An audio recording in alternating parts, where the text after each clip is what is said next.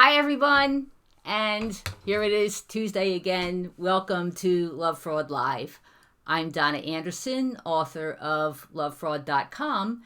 And on this YouTube show, I help you learn how to recognize sociopathic behavior so you can escape all the human predators who live among us. They're everywhere. We need to be able to spot them so that we can keep them out of our lives. This, of course, is a live streaming show, and after my short presentation, I'll answer your questions. So please go ahead and send your question via chat as we go along. So the title of this video is Sociopaths Use Our Opened Minds Against Us. Now, what do I mean by that? Many of us are willing to listen to what other people have to say, willing to consider other points of view, and willing to let people, as we used to say when I was younger, do their own thing. If I have an opinion, but then see new evidence indicating that I may be wrong, or someone makes a persuasive argument, I'm willing to change my mind. In other words, I'm open-minded. I like being open-minded. So perhaps you're like me, at least on some issues. If you are, you probably think that this is normal and admirable, and I agree, it is. I also recognize that I don't know everything.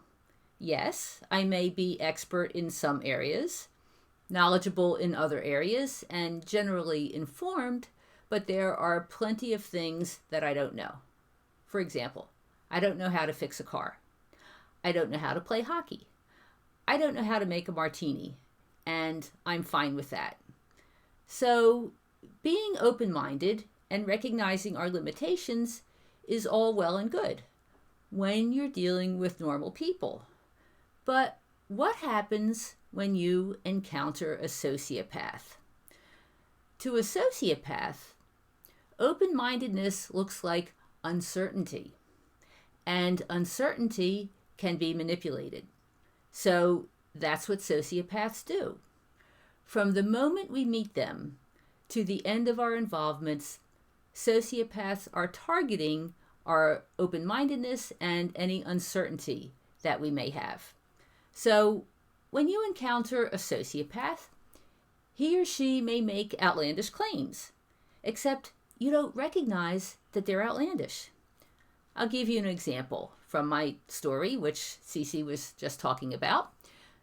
When I first met my disordered husband, James Montgomery, he told me that he spent 30 years in the Australian military and had won honors for his bravery in Vietnam, and then he became a successful businessman. This all seemed plausible to me. I mean, I certainly wasn't an expert on Vietnam, but I knew thousands of men that served. I knew that thousands of men served, and I knew some men who served. And he was about the right age. Thousands of men were heroes. Thousands of veterans came home from war, went to work, and became successful. So why not James Montgomery? I had no reason to doubt him. Montgomery embellished his story. He told me about eating the local food so that when he was in the jungle, the enemy couldn't smell him. He described his bodyguards, who were indigenous Hmong people. He railed against superior officers who didn't know what was going on in the field and made the decisions and issued orders that got people killed. It was all fake. Even though James Montgomery walked my dog every morning wearing a Special Forces beret and presented himself as a keynote speaker at Veterans Day observances, he never served in Vietnam. In fact, the man was never in the military. So why did I fall for it? Well, first of all, at the time, I didn't know about sociopaths, so I wasn't on the lookout for pathological liars. But what really made his story so believable was his absolute conviction in telling it.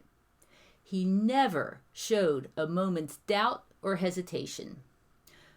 Once he told me that on Veterans Day, he always made a point of speaking the names of 4 friends that he lost in the war. So I asked him, who were they?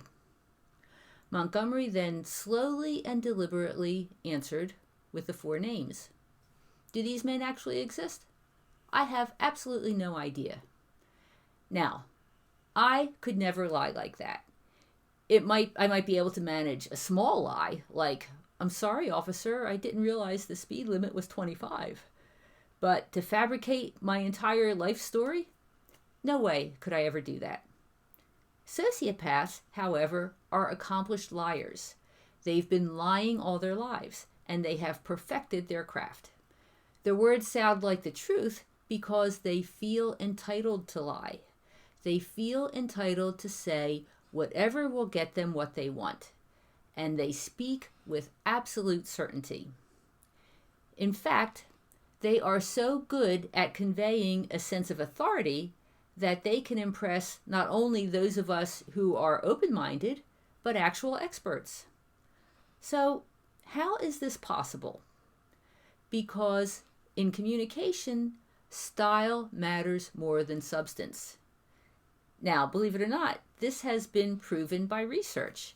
In my new book, Understanding the Sociopath, I include an article about the study that proved this phenomenon. So I'll tell you about it. Back in 1970, a researcher did an experiment. He invited 11 psychiatrists, psychologists, and social work educators to a seminar on, and this was the title, Mathematical Game Theory as Applied to Physician Education. Sounds complicated. The presenter was Dr. Myron Fox, who was presented as an expert on game theory. After the seminar, the attendees were asked to rate it. They were overwhelmingly positive. One attendee wrote, "Excellent presentation, enjoyed listening, good flow, seems enthusiastic." So, what was the experiment? Dr. Fox was a fake. He was an actor hired to play the part of an expert on game theory. He knew nothing. In fact, he was specifically instructed to talk in circles and make contradictory statements. The experts in the room never caught on. They thought he was fantastic. And this didn't happen just one time. The presentation was recorded and shown to other educators who also gave Dr. Fox high ratings. And this experiment has been replicated more than once. The point is that anyone, even experts, can fall for lies. Anyone can believe a message based solely on the speaker's style. Another dimension of this same phenomenon was highlighted in the Wall Street Journal last week. The story was actually about robocalls and how a woman lost $340,000 to a scammer who called her at random. The scammer left a message claiming to be part of the Attorney General's Social Security office and telling the woman that her identity had been stolen. She was terrified and called right back. So this guy then recommended that the woman transfer all her assets to a government-protected account so that they would be safe. Well, needless to say, the scammer controlled this so-called government account, and all of the woman's money was stolen. So this scammer preyed upon what psychologists describe as our habitual reliance on people in authority. This means that we are conditioned to believe people who are government agents, police officers, priests, teachers, doctors, anyone else with authority. Sociopaths know this. This is why sociopaths intentionally impersonate authority figures or others who are typically held in high regard. That's what my ex-husband was doing. Montgomery knew that most people consider members of the military to be trustworthy. So he went to great lengths to create his image as a decorated soldier. He joined the Vietnam Veterans of America. He shared his military documents with me. I later found out that they were totally forged. And on Veterans Day, while I was with him, he actually stood up in front of a classroom full of children to talk about the importance of military service. He invited me to go with him. I now suspect that the entire charade was primarily for my benefit, so that I would continue to believe him. So I'm almost finished with this formal presentation. If you have any questions, please go ahead and send them to me now. So today I've explained how sociopaths use our willingness to accept people and to be open-minded against us. It's pretty scary because they can fool almost anyone, including people who should know better. So the key question is, what do you do about it? Here's what I suggest. First of all, educate yourself about sociopaths. The good news is that you've already taken this important step by watching this video. You now know a typical tactic that sociopaths use for targeting us and why we respond to it. Next, I suggest that you reflect a bit on your own personality. Sociopaths target vulnerabilities, and we all have vulnerabilities. So I suggest that you try to identify your own blind spots and your own weak points. That way, if somebody seems to be pushing your buttons, you have a better chance of noticing it. Finally, and this is the most important thing that you can do, pay attention to your intuition. The truth is, we will never know everything, so we will never have the empirical knowledge to spot lies and evaluate everything that anyone says to us. But we do all have intuition. We all have a gut sense, and this intuition, this gut sense, is designed to warn us about predators. It can tell us when something isn't right. Unfortunately, we often ignore it, and that's how we get in trouble. So the next time someone is trying to convince you to take some action or do something that makes you uncomfortable, listen to your internal signals. You may get a sense that something isn't right, or maybe a quick hit that the person isn't telling the truth. Pay attention to these internal warnings, and the most important part, act on them. If you get an intuitive nudge, set aside your tendency to be open-minded and think very critically about what is going on. If you do this, you'll be able to protect yourself from sociopaths. So let's take a look, and we got some comments here. I'll see if we have some questions. Hang on.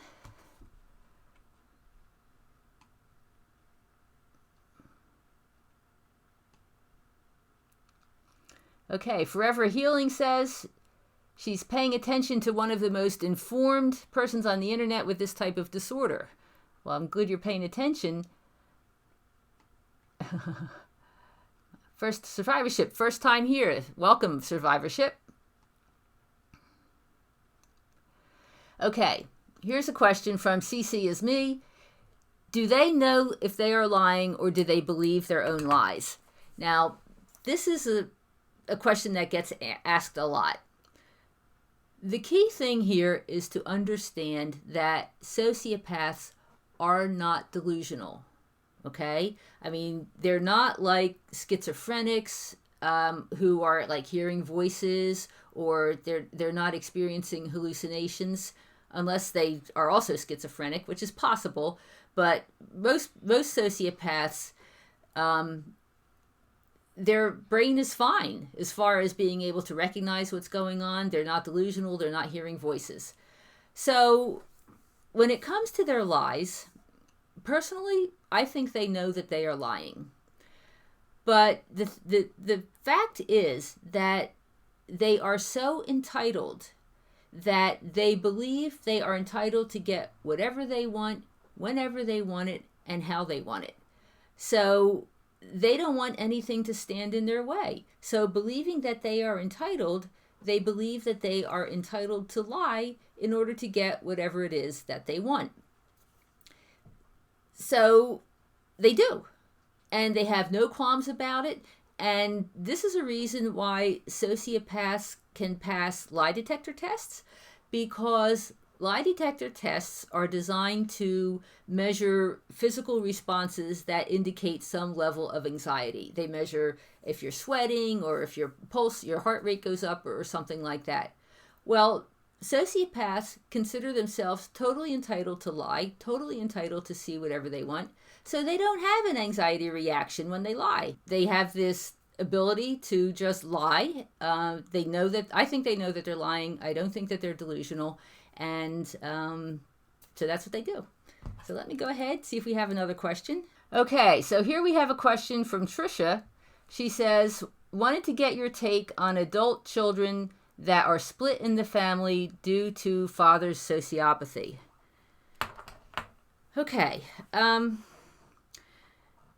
when a parent is disordered, one of the things that many disordered parents, meaning people with either narcissism or antisocial borderline personality disorder, one of their standard tactics is to pit the family against each other, pit the children against each other. Typically what they do is select somebody or designate somebody to be the golden child and somebody to be the scapegoat child. It's a dynamic that starts from the very beginning, when the kids are little. And so often what happens is that some kids are the favorites and some kids are picked on or considered to be less than or not as good, or they tend to be put down more or something like that. It's a hard dynamic to overcome, and one of the reasons is that some of the children could be disordered also, because this disorder is highly genetic. So what happens is a child can be born with a predisposition to become disordered, and because of what goes on in the family, like this type of behavior that we talked about with the golden child and the scapegoat child and other things that can go on, that type of environment can encourage the disorder to come to fruition. So that's probably one of the things to consider, is whether or not the children actually have some level of disorder. I would say that, as sad as it is, you can probably work with the kids who are not disordered, but those who are disordered, there may not be a whole lot that goes on. Now, this is just a scenario. I don't know what your situation is, but those are a couple of things to keep in mind. When they're adults, they may be more, at least those who are not disordered, may be more amenable to learning the truth, because one of the other things that happens is that even while children, when they're not disordered themselves, they can see what's going on. Children who are not disordered know which parent is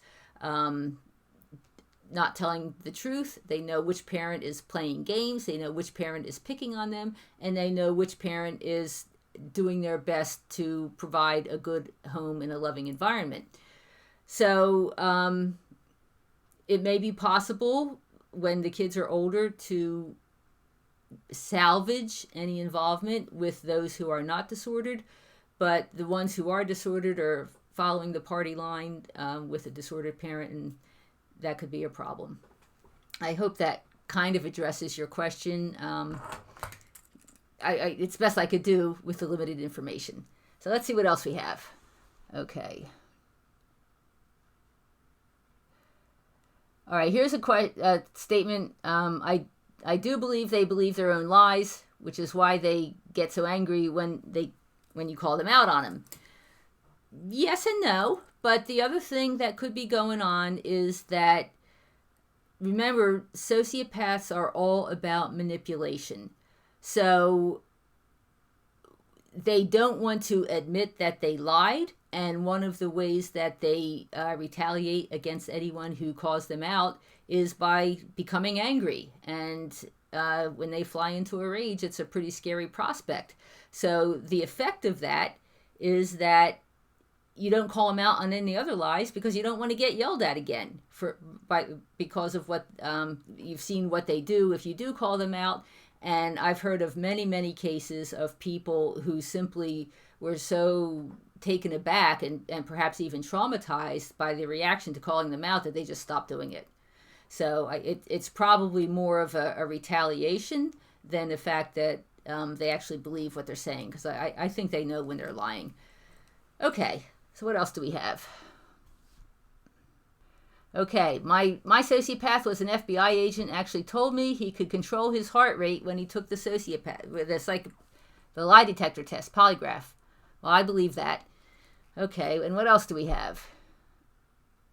Fully agree, great point. Family. Yes, about the family. Family situations when you have a disordered parent it's really difficult. I mean, it really is. So, there's so many varieties of what happens in those situations.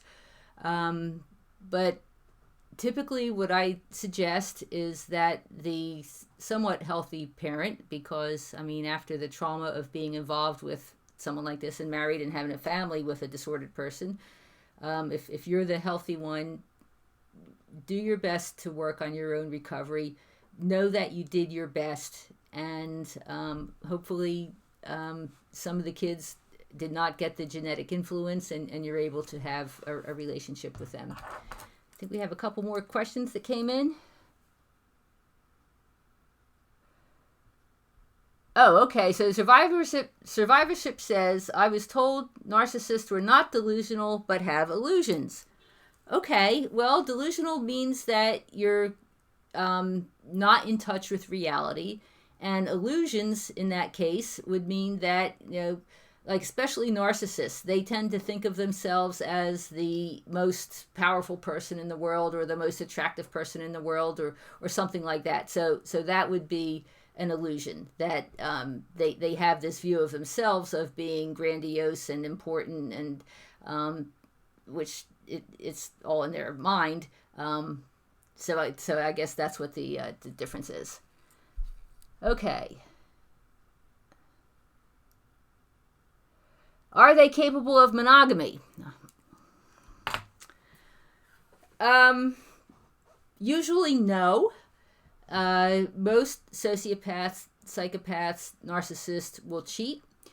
There are some who don't bother to cheat. But the thing is, you're never in a real fulfilling relationship with a sociopath. I have spoken to people who were absolutely convinced that the person they were with did not cheat.